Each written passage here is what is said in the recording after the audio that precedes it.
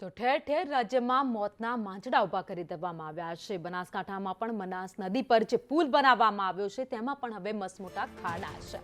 અમીરગઢના ઇકબાલગઢ પાસે આવેલો આ બ્રિજ પર ખાડા પડી જતા વાહન ચાલકો મુશ્કેલીમાં છે। પાદરા બ્રિજ દુર્ઘટના બાદ તંત્ર હજુ પણ ઘોર નિંદ્રામાં છે। તંત્ર હજુ જાગ્યું નથી। લોકો આ જ મુશ્કેલીમાંથી અહીંથી પસાર થઈ રહ્યા છે।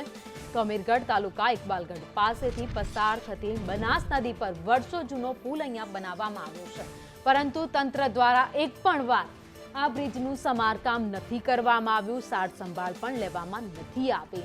ત્યારે કોઈ ઘટના બને તો જવાબદાર કોણ તેવા સવાલ છે ત્યાંના સ્થાનિકો કરી રહ્યા છે।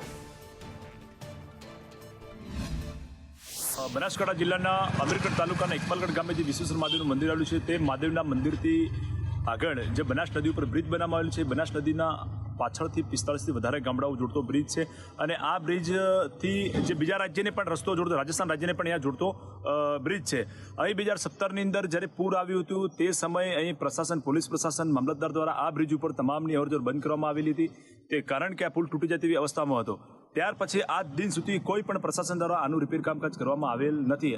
આ પુલ આજે જર્જરિત હાલતમાં છે અને બહુ ગંભીર આની હાલત છે। જે આજે ગુજરાતની અંદર બનાવ બન્યો છે આણંદ અને વડોદરાને જોડતો બ્રિજ, તેવી સમસ્યા જો આ બ્રિજનું કામકાજ સમારકામ કરવામાં નહીં આવે તો આવનારા સમય તેવી હોનારત પણ અહીંયા થઈ શકે છે।